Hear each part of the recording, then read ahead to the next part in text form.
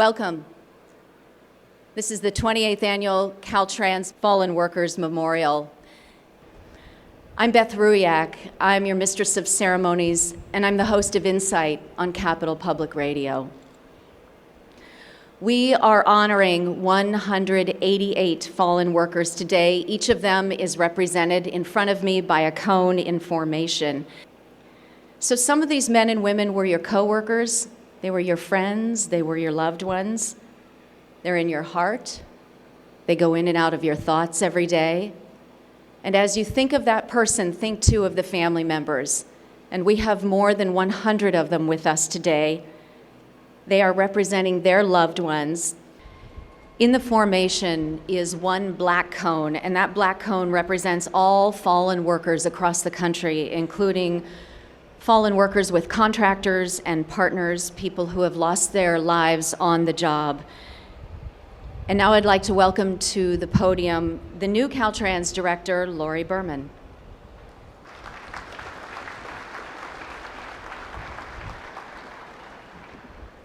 Thank you, Beth. On behalf of all of Caltrans, I offer my deepest condolences to the families, coworkers, and friends of the 188 Caltrans employees who made the ultimate sacrifice while serving the state of California. I especially want to recognize the families of Annette Brooks and Cece Hahn, who suffered tragic losses this past year. I know many of you traveled long distances to be here, and I want you to know we are so honored to have you join us. The Workers' Memorial Ceremony is a time to remember those who lost their lives building, maintaining, and operating California's transportation system. Each of the orange cones in this caution diamond before you represent one of the 188 employees lost since 1921. These cones represent the mothers, fathers, sons, daughters, brothers, sisters, co-workers, and friends. This year we are paying special tribute to 2 Caltrans employees killed in the line of duty this past year. On December 2nd, Caltrans toll collector Cece Hahn died on the San Francisco-Oakland Bay Bridge when a box truck collided with her toll booth just 11 minutes after she arrived at booth number 14.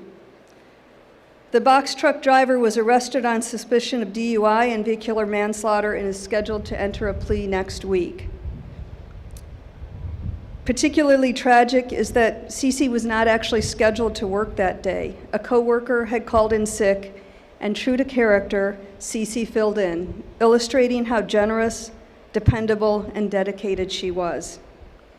Cece's husband, Ryan, said she was a nurturing mother to their daughter, Ashley, a loving wife, and a caring person who coworkers affectionately called the light of the bridge because she was always smiling.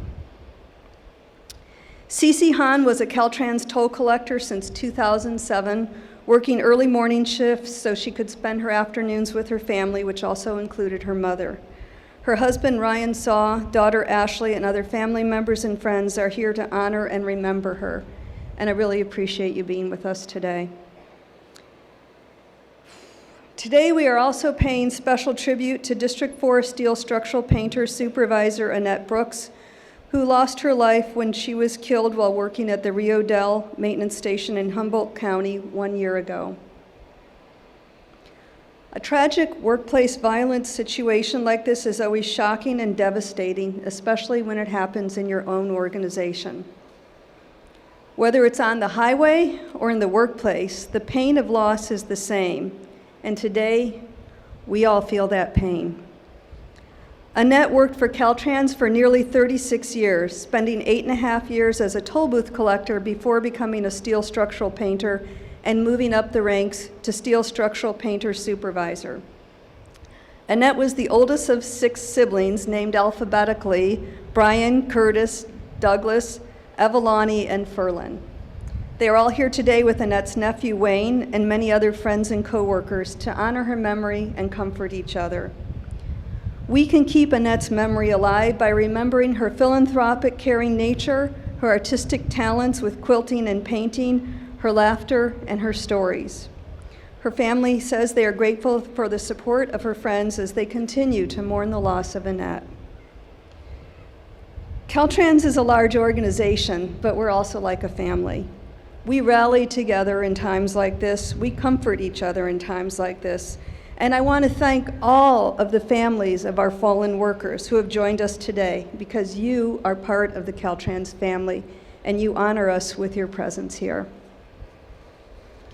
Safety has always been Caltrans' #1 priority, and we must continually recommit ourselves to that every day, whether it's finding a way to get a distracted driver's attention or looking for new safety innovations. We must always remind ourselves to not get complacent and be aware of our surroundings at all times. Remember that highway workers are mothers, fathers, uncles, aunts, brothers, sisters, sons, and daughters. They're our friends. Please honor them by helping them get home safely to their families each night. And let's all work together so there are no new cones next year. Thank you. And now I'd like to introduce the California State Transportation Agency Secretary, Brian Annis.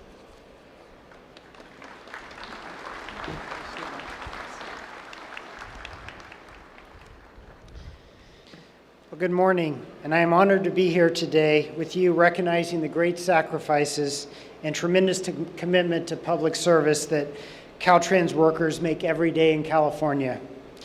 Each day as we're commuting to and from work, home, and around the state, Caltrans workers are risking the known hazards of repairing our roads and collecting tolls, with traffic operating just a few feet away. In addition to 50,000 lane miles of roadway, the state maintains more than 12,000 bridges, 205,000 culverts, 3,000 acres of landscaping, and 87 roadside rest areas. Many of these workers perform their jobs outside of barricades entirely as cars speed by all around them. I want to take this opportunity to thank the men and women of Caltrans for your efforts keeping Californians safe and keeping our state moving. Your services make our community safer and helps ensure the well-being of our state.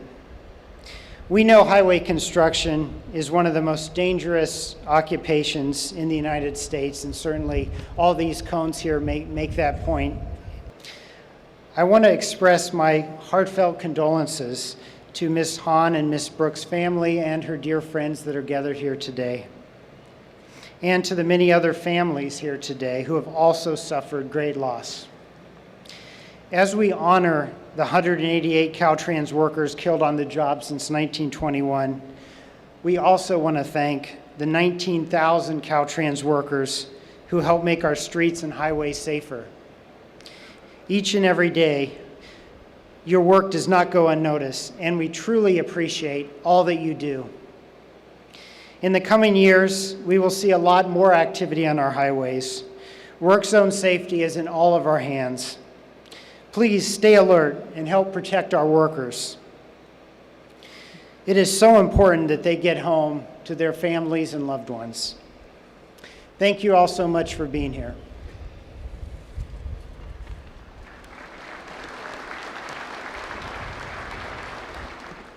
Good morning. Several years ago, I was driving south on Interstate 5 past Elk Grove when I noticed a warning light on my dash was indicating that my tire pressure was dropping quickly. So I pulled off on the shoulder of the freeway, checked the tires, and noticed the tire on the driver's side of the front of my car was nearly flat. As I stood there, cars and trucks were flying by me at 70 to 80 miles per hour, and the wind gust from the big rigs was almost enough to knock a person off their feet. I thought to myself, this is not a good place to be standing, and it wouldn't take much for an errant driver to drift over just a couple of feet and slam into my car and severely injure me. I don't encourage folks to stand along the highway or a freeway to experience the same sensation that I did. But if they did, I'm sure that they would be more appreciative of the work our members do and would slow down for the cone zone. Each day, hundreds of our Unit 12 Caltrans union members are exposed to extremely dangerous and arduous working conditions. It only takes one person texting on their cell phone or not paying attention to what they are doing to swerve out of their lane and run into one of our union members. Being a Caltrans worker is one of the most dangerous jobs in California. The occupation of highway worker is the most dangerous in the nation. Not a day goes by when there isn't a near miss. Several times a month, I get calls from Caltrans headquarters notifying me of injuries that our members have sustained from their jobs along the highways. Today is the day to recognize these dangers and remember those who have fallen, and to say thanks to those hard-working Caltrans workers for risking their lives each day while maintaining our highways and freeways. Thank you.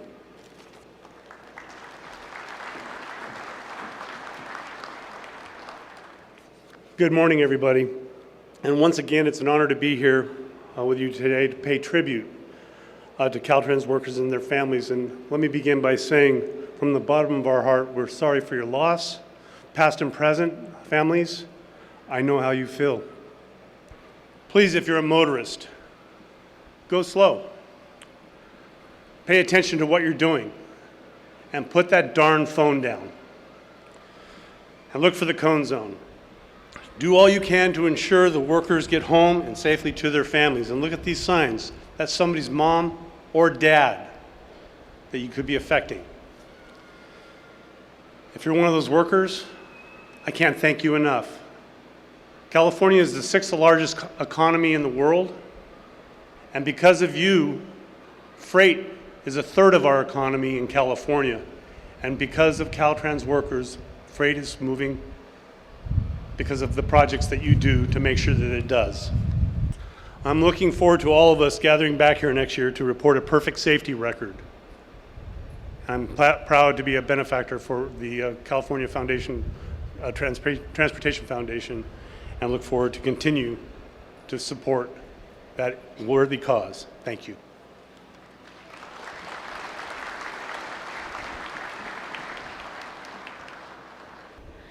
Ryan Stiltz is our next speaker. He was 1 year old when he lost his dad, Perry. Perry Stiltz was a maintenance worker in District 4. He lost his life in 1973. Ryan's brother, Perry, is named for his dad. So all these years later, Ryan works for Caltrans as a senior bridge engineer, and he is going to join me at the podium now.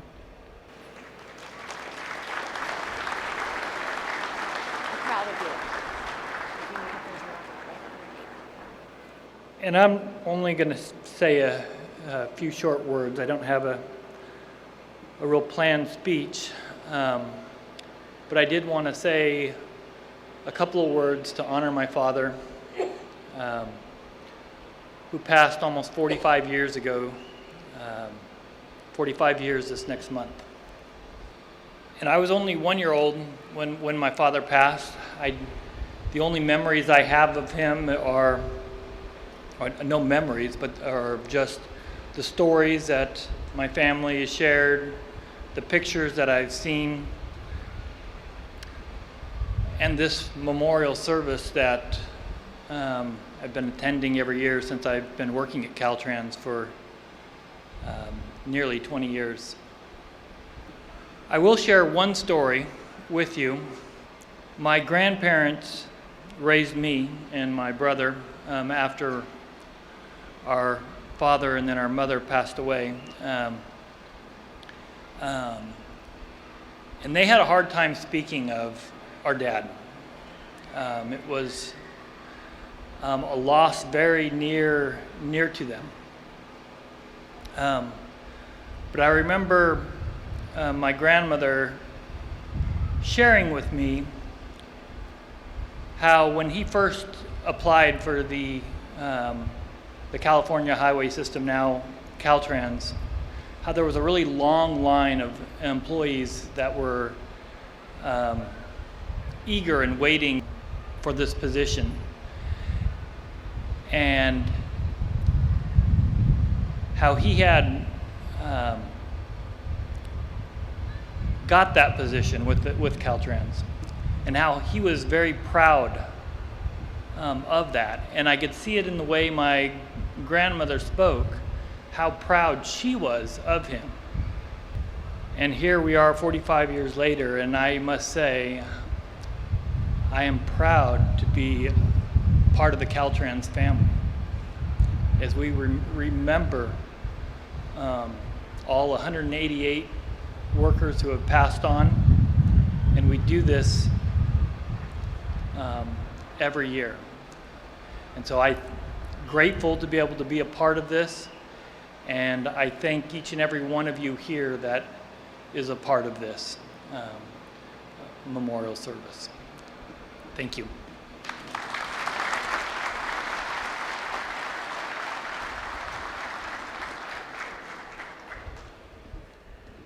Good morning. In 2011, I was on my way to work, and it was a lot of feelings. District 11, Richard Gonzalez, Jaime Aveso, and Stephen Palmer were all killed. When I was driving to work, I saw that the CMS signs were on. Last week, they were turned on because one of our neighboring districts lost another Caltrans worker. Someone who I had never met, but someone who is very much like me. He was the third person in less than 2 months we lost, who is just like I am. We have the same work schedule, and we do the same job. An insane and dangerous job. Who knew that when we were kids, we would be standing on the side of the road, shoveling stuff into a hole with cars whizzing by us at 70 miles an hour. Not just cars, but trucks too. Cars weigh about 2,000 pounds and are moving at 880 feet a second. That's some kind of weapon. How about picking up debris on the side of the road? Your timing has to be just right. You have to open the door exactly when there's enough space between two cars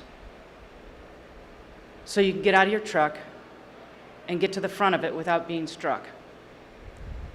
That's only half the battle. Then you have to get back in your truck. And this is your job for the day, getting in and out of your truck a couple, 200 times. Why do we do it? We do it to give the public and the CHP a safe place to pull over in an emergency. It would not be so bad if the drivers would just slow down and move over, but you know damn well they don't see you. Everyone said it when you were young. Make sure you look both ways before you step off the curb. Then came cell phones. Trying to make eye contact with these people is impossible. Then came texting. Isn't that great? Now they have a phone in one hand and are typing with the other. Their eyes are anywhere but on the road. Who is aiming the weapon? We now work in a job where people have rolling weapons and are firing them blindlessly at everyone they pass. Who will they hit? We know they can't see us. When I first started, all we had to do was mostly worry about drunk drivers. CHP and the fire department call us in the middle of the night to protect them from distracted motorists. But when they see police, they slow down. They take their foot off the gas, slow down, check their speed. What would it be like if they did that for me? Calls in the middle of the night are never good. You're really not all there. Still half asleep, but it's your responsibility to take care of the road. You have people that you have to protect. You never get used to it, flying out of bed before the phone rings the second chance, so no one in the house will wake up. Holding your breath so that you can listen to make sure everyone is still sleeping, because you know that will be the best part of your night. You go to the dirty clothes bin. You have to wear the same clothes you wore yesterday, because the fact is you're going to get dirty. There are things you see but never talk about. Usually a drunk driver has killed again with his rolling weapon, violently taking the life of another person. A jumper jumps off a bridge and has been torn into pieces, or the constant reoccurring horrific traffic wrecks. Twisted metal, where the driver or the passenger is covered with a plastic yellow sheet. Soon the family will have a knock on the door, only to find out they will never see or feel the love of their family member again. And just for a few seconds, you allow yourself to feel their pain, but no longer than that.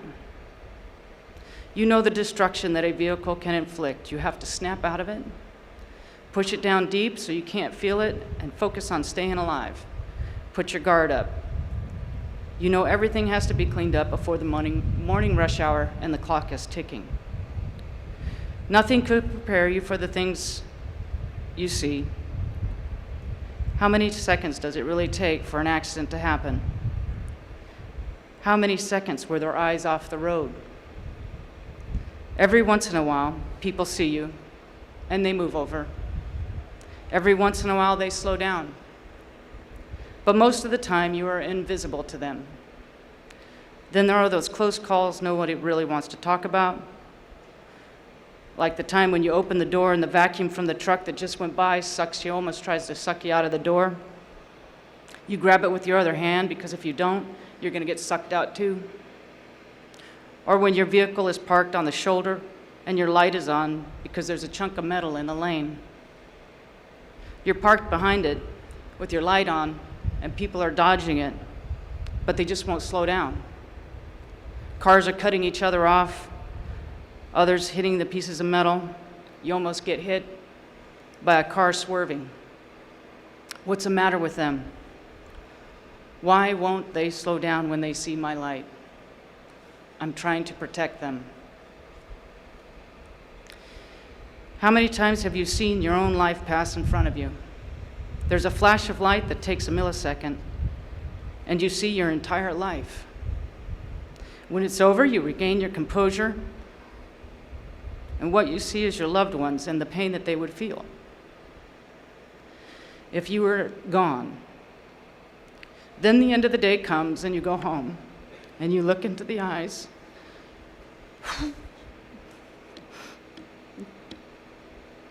of your loved one, and you hold them close, knowing how dangerous today was.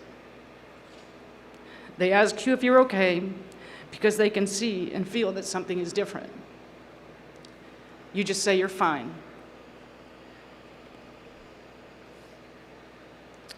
Tomorrow you will go to work as if nothing happened. You'll stuff the brush of death way down deep. You'll get your instructions for the day, put on your vest and hard hat, and get back to work.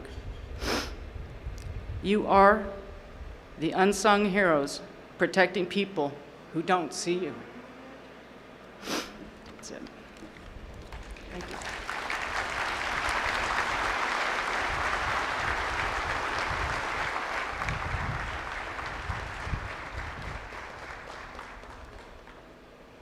Thank you, Deborah. Amazing grace, how sweet the sound that saved a wretch like me. I once was lost, but now am found, was blind, but now I see.